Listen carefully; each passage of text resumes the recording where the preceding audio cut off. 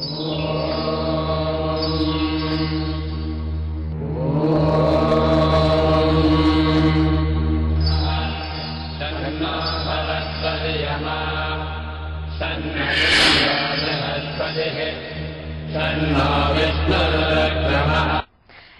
का जीवन और एहसास, खुशियां, दुख और सुख सब इंसान के कर्मों का फल होता है।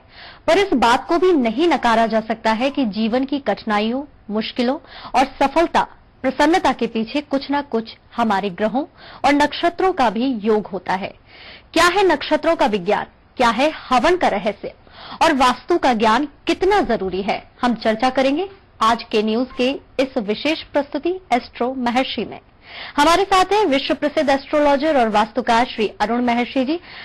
पंडित जी, स्वागत है आपका के न्यूज में। जय बद्रीशाल। पंडित जी, नक्षत्र तो कई प्रकार के होते हैं, लेकिन यदि ज्येष्ठा नक्षत्र की बात करें तो इस नक्षत्र में जो लोग पैदा होते हैं वे किस प्रकार के होते हैं? आज का नक्षत्र ज्येष्ठा। ज्येष्ठा नक्षत्र में जन्म लिए जातक के नाम नो, या, ई, यू अक्षर से शुरू होते हैं। इनकी राशि वृश्चिक होती है। इनका नक्षत्र स्वामी बुध होता है, राशि स्वामी मंगल होता है। इस जातक के जन्म की महादशा बुध ग्रह से प्रभावित शुरू होती है। जी महर्षि जी, आपसे ये भी जानेंगे कि इस नक्षत्र में जो व्यक्ति पैदा होते हैं, जन्म लेते हैं, उनका कैसा स्वभाव होता है, और साथ ही ये भी जानेंगे कि प्रत्येक नक्षत्र का व्यक्ति पर क्या प्रभाव पड़ता है। इस नक्षत्र का, ज्येष्ठा नक्षत्र का, यदि आप पुरुष हैं तो वो व्यक्ति आलसी, जल्दबाज, स्पष्टवादी, सरल हृदय एवं क्रोधी स्वभाव के हो सकते हैं। इस नक्षत्र में पैदा हुए व्यक्ति आस्तिक, वाक्पुट, विलासता प्रिय एवं मित्रों से सदा धोखा खाते हैं। आपकी लेखन एवं पत्रकारिता में रुचि होती है। इस नक्षत्र में जन्मे जातक हास्य प्रिय, हाजिर जवाब एवं वैज्ञानिक अभिरुचि के स्वामी होते हैं। यदि इस जातक में स्त्री जन्म लेती है तो उसका स्वभाव स्पष्टवादिता, निर्भीक होती है, हाजिर जवाब होती है एवं हंसमुख होती है एवं सहेलियों की अच्छी सहयोगी, परंतु उन्हीं से धोखा खाने वाली होती है। आपकी लेखन एवं पत्रकारिता से लोकप्रिय हो सकती है।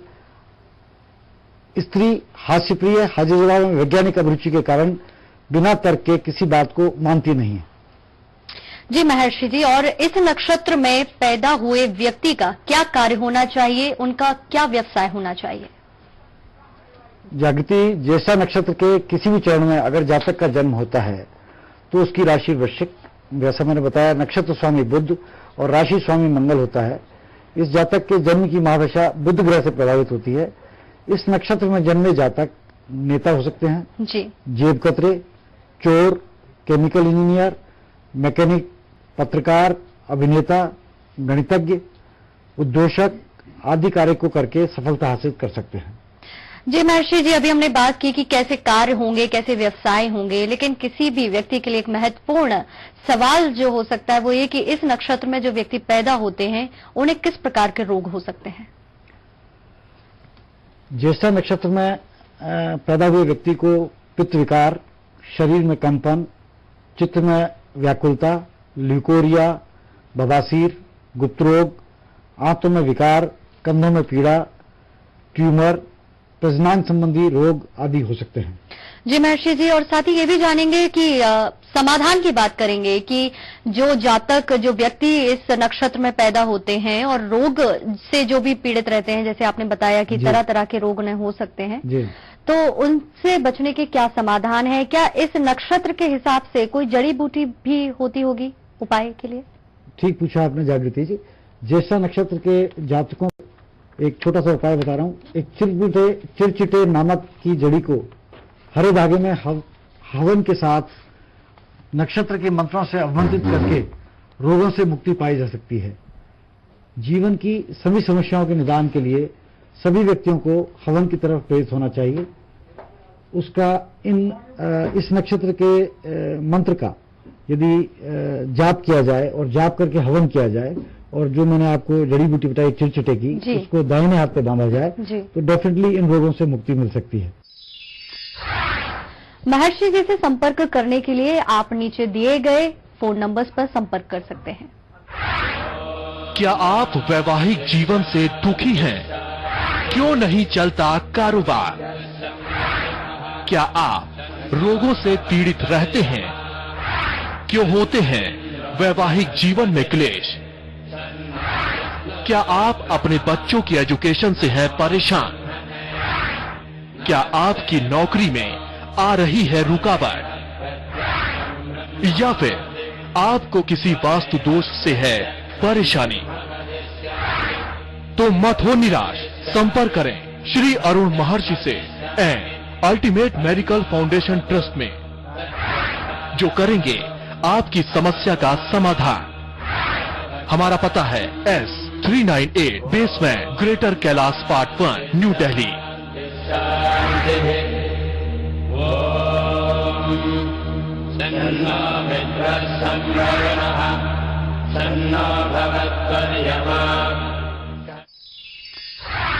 जी पंडित जी, हवन की बात की आपने, जाप की बात की, तो आपसे अब यही जानेंगे कि आखिर ये हवन क्या है। जागृति जी, हवन का मूल शब्द हा है जी, जिसका संस्कृत भाषा में अर्थ भेंट होता है। अनंत काल से ही हवन को आने वाले खतरों, व्यक्तिगत सफलता और भाग्योदय के लिए किया जाता है। प्राचीन ग्रंथ इस बात का विवरण देते हैं कि हवन की उत्पत्ति भगवान श्री ब्रह्मा द्वारा मनुष्य की भलाई और इच्छा पूर्ति के लिए की गई थी। हवन हमारे द्वारा इस जन्म पुनर्जन्म में की गई गलतियों के निराकरण का सर्वोत्तम उपाय माना गया है। जातक द्वारा करवाया गया हवन उसके आसपास की नकारात्मक ऊर्जा को समाप्त कर जातक को मानसिक शांति, अच्छा स्वास्थ्य और सारे भौतिक सुख देता है। जागृति जी, श्रीमद् भागवत गीता के अनुसार किसी भी व्यक्ति के जन्म से ही उस पर 3 ऋण होते हैं। पहला होता है पितृऋण, देव ऋण और ऋषि ऋण। उपरोक्त तीनों ऋणों से मुक्ति के लिए गीता में हवन को भी सबसे कारगर धार्मिक अनुष्ठान बताया गया है। भगवान श्री कृष्ण हवन की महत्ता बताते हुए कहते हैं कि अर्जुन, जो व्यक्ति नित्य प्रति हवन नहीं करता है उसे आज के भौतिक सुखों का कोई अधिकार नहीं है। इस प्रकार विष्णु पुराण ये कहता है कि यदि कोई भी व्यक्ति अपने जीवन में भौतिक सुख, आत्मिक शांति एवं पारिवारिक सुख इत्यादि चाहता है तो हवन द्वारा प्रभु के आह्वान से बेहतर कोई उपाय नहीं है। जी। प्राचीन काल से ही राजा महाराजा अपनी शक्ति, साम्राज्य एवं प्राकृतिक आपदाओं के निदान के लिए यज्ञ किया करते थे। राजा जनक द्वारा करवाए गए हवन से उनके राज्य में अकाल की स्थिति बदलकर वर्षा की स्थिति उत्पन्न हुई थी। इसी प्रकार भगवान श्री राम के जन्म से पहले उनके पिता राजा दशरथ ने पुत्र प्राप्ति हेतु हवन करवाया था, जिससे राम भगवान पैदा हुए थे। भगवान श्री राम का भी अपने पुत्रों से प्रथम मिलन अश्वमेध यज्ञ के दौरान हुआ था। वर्तमान में भी हवन को इच्छा पूर्ति, संतान प्राप्ति, भौतिक सुख, कोर्ट केस पर विजय आदि एवं समाधान के लिए कारगर माना जाता है। जागृति जी, जब हम हवन के बारे में बात कर रहे हैं तो मैं आपको हवन में अग्नि और नियमितता के महत्व के बारे में आपको बताऊंगा। जैसा कि आप जानती होंगी कि हमारे धार्मिक ग्रंथों के अनुसार ये ब्रह्मांड 5 तत्वों से बना हुआ है। जी। हमारा शरीर भी पंच तत्व का पुतला है। कहा जाता है कि हमारे शरीर के अंदर अग्नि 2 प्रकार से विद्यमान होती है। एक तो जतारा अग्नि, जिसको इंग्लिश में बोलते हैं डाइजेस्टिव फायर इन बॉडी, और दूसरी होती है स्पिरिचुअल फायर इन बॉडी। ज्यादातर मनुष्यों में जतारा अग्नि का प्रभाव बहुत ज्यादा और भूताग्नि का प्रभाव बहुत कम होता है। मतलब स्पिरिचुअल मतलब आध्यात्म से, भूताग्नि आध्यात्म से बहुत कम होता है। इसलिए हवन की अग्नि द्वारा देवी देवताओं का आह्वान किया जाता है। वैदिक काल से ही अग्नि को देवताओं का प्रमुख माना गया है। ऋग्वेद का प्रथम श्लोक भी अग्नि को समर्पित है।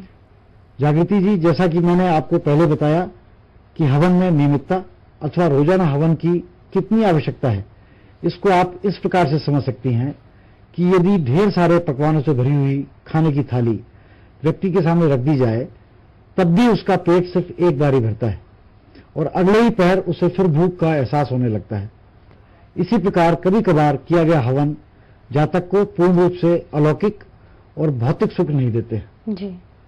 दैनिक दिनचर्या में हमारे द्वारा अनगिनत गलतियां एवं जीवाणुओं का नाश होता रहता है।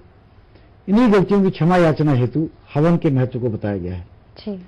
दैनिक हवन न केवल क्षमा याचना अपितु जातक के जीवन भर के भौतिक, आध्यात्मिक और सांसारिक सुखों की प्राप्ति का स्रोत है। ये हवन का महत्व है।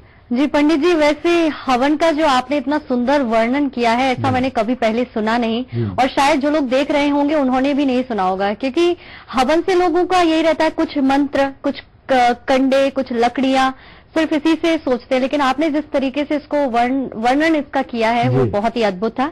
आपसे ये भी पूछना चाहेंगे महर्षि जी की ज्योतिष और हवन एक दूसरे में, इन दोनों शब्दों का मतलब हवन का और ज्योतिष की अगर बात करें, आपस में कोई रिश्ता है, संबंध है? बिल्कुल है जागृति जी।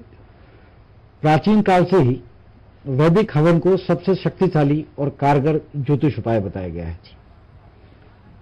जैसे कोई दवाई किसी बीमारी के लिए काम करती है, उसी प्रकार किसी भी पारंगत विद्वान द्वारा किया गया विधिवत हवन जातक के समस्या को उसके निदान में आश्चर्यचकित परिणाम देता है। जी जागृति जी, जैसा आपने देखा होगा कि जब भी मनुष्य किसी समस्या या संकट में होता है, तब वो किसी देवी शक्ति को जरूर पुकारता है, मदद के लिए बुलाता है, मंदिरों में जाते हैं।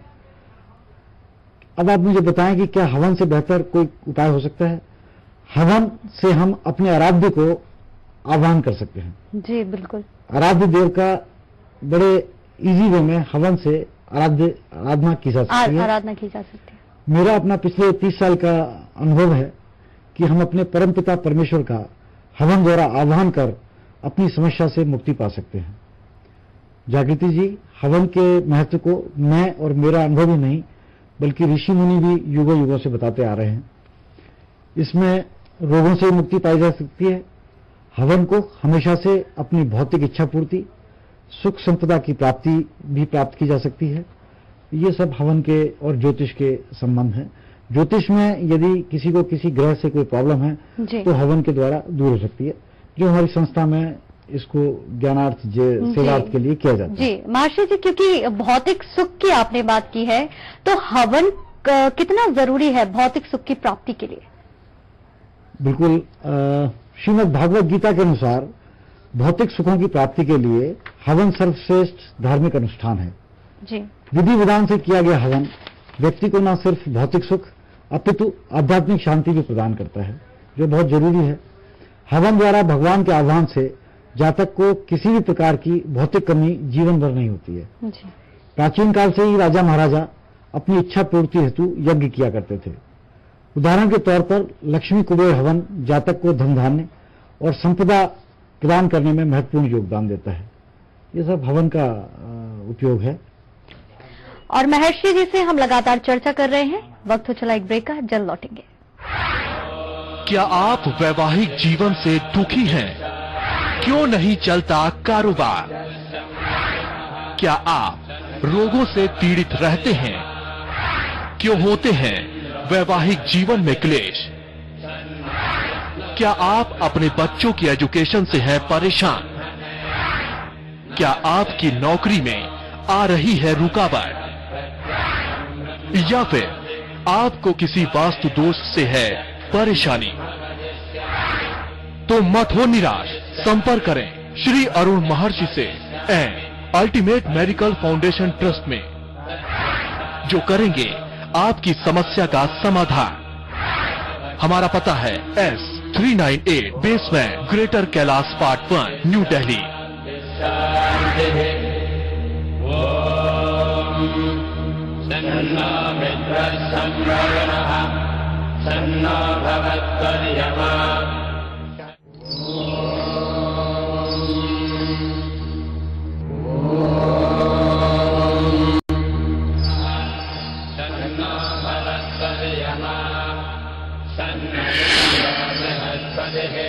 महर्षि जी, अल्टीमेट मिरेकल हवन से क्या तात्पर्य है और लोगों के लिए किस तरह से लाभकारी है? जागृति जी, जातक के नक्षत्रों का विस्तृत अध्ययन करने के बाद जातक को उपाय स्वरूप हम हवन बताते हैं। यह हवन जातक के लिए हमारी कर्मस्थली पावन नगरी गोकुल मथुरा में किए जाते हैं। हवन के प्रारंभ से पहले हमारे विद्वान पंडितों द्वारा जातक का और जातक के परिवार का संकल्प लिया जाता है। जी। संकल्प एक प्रकार की शपथ है जो हमारे विद्वान पंडित आपके लिए भगवान को समर्पित करते हैं, जिसमें साफ तौर पर यह बताया जाता है कि हवन किसके नाम से और किस कारण से किया जा रहा है, क्या प्रॉब्लम है उसको। हमारे संस्थान द्वारा किया गया हर हवन जातक के जीवन से नकारात्मक ऊर्जा को हटाकर एक नई ऊर्जा शक्ति प्रदान करता है। साथ ही हमारे हवन व्यक्ति की इच्छा पूर्ति में भी बहुत योगदान प्रदान करते हैं। यदि उसको कोई प्रॉब्लम है, वो बीमार है, तो उसकी बीमारी का इलाज भी हवन द्वारा किया जाता है।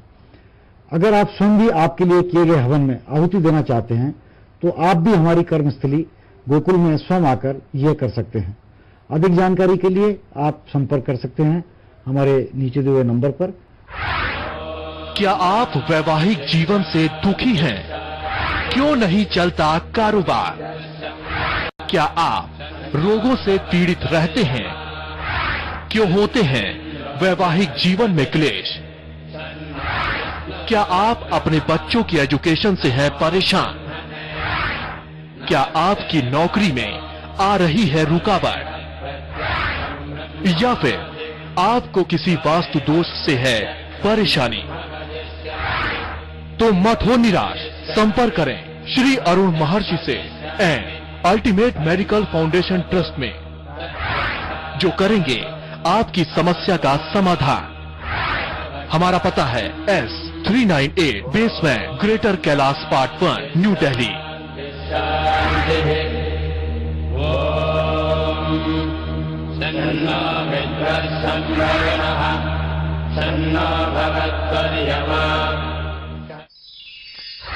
आपका जो ट्रस्ट है उसका नाम जानना चाहेंगे। हमारे ट्रस्ट का नाम है an ultimate miracle foundation trust. जी, और an ultimate miracle foundation trust नाम से ही लगता है कि लोग इस पर पूरा भरोसा जता सकते हैं। जी जी। तो फिर आपसे भी जान लेते हैं कि कौन कौन से हवन करवाए जाते हैं आपके इस फाउंडेशन ट्रस्ट। देखिए, हमारा जो ट्रस्ट है an ultimate miracle foundation trust, an से ए, अल्टीमेट से यू और मिरेकल से एम। जी। ओम, ओम 3 ओम जी।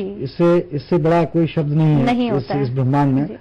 तो हमारी संस्था द्वारा इस अल्टीमेट मिरेकल फाउंडेशन ट्रस्ट द्वारा सेवार्थ में हम नवग्रह शांति हवन, जी, ग्रह शांति हवन, महामृत्युंजय हवन, धन्वंतरी हवन, दुर्गा देवी का हवन, चंडी हवन, गणपति हवन, लक्ष्मी कुबेर हवन, वास्तु देवता के लिए वास्तु हवन एवं विद्या, बच्चों की एजुकेशन के लिए विद्या हवन। और जो जैसा मैंने आपको पहले बताया कि जो मनुष्य के ऊपर 3 ऋण होते हैं, पितृऋण, देवऋण और ऋषि ऋण, ये हवन हमारी कर्मभूमि गोकुल मथुरा महावन में कराती है। जी पंडित जी, अब जान लेते हैं आज के सक्सेस मंत्र के बारे में। बिल्कुल बताऊंगा आपको। देखिए, जो लोग आर्थिक स्थिति को मजबूत करना चाहते हैं उनके लिए मैं बहुत सटीक उपाय बता रहा हूं। आर्थिक स्थिति को मजबूत करने के लिए 21 शुक्रवार को 9 वर्ष से कम उम्र की 5 बालिकाओं को खीर एवं मिश्री बांटनी चाहिए। उससे उस व्यक्ति की आर्थिक स्थिति सुधरती चली जाएगी। दूसरा, शाम के समय कभी भी घर में झाड़ू नहीं लगानी चाहिए जी। उससे यदि आप ऐसा नहीं करेंगे तो आर्थिक स्थिति सुधरती जाएगी। जो व्यक्ति शाम के समय घर में झाड़ू लगाते हैं उनकी आर्थिक स्थिति डे बाय डे बिगड़ती जाती है। ये आज के सक्सेस मंत्र थे। जी पंडित जी, आज आपने जो भी जानकारी दी कि ज्येष्ठा नक्षत्र में पैदा होने वाले व्यक्तियों को किस तरह के हवन करने चाहिए, किन बातों से बचना चाहिए, क्या करना चाहिए, क्या नहीं करना चाहिए, आशा करते हैं कि जो भी लोग इस नक्षत्र में पैदा हुए हैं उनके लिए ये बहुत ही लाभकारी होगा और साथ ही आपके ट्रस्ट से भी लोग जुड़ेंगे और हवन जरूर करवाएंगे। महर्षि जी, के न्यूज में आने के लिए और तमाम जानकारी देने के लिए आपका बहुत बहुत शुक्रिया। आज के न्यूज की इस खास पेशकश में बस इतना ही। आगे की खबरों के लिए आप देखते रहिए के न्यूज।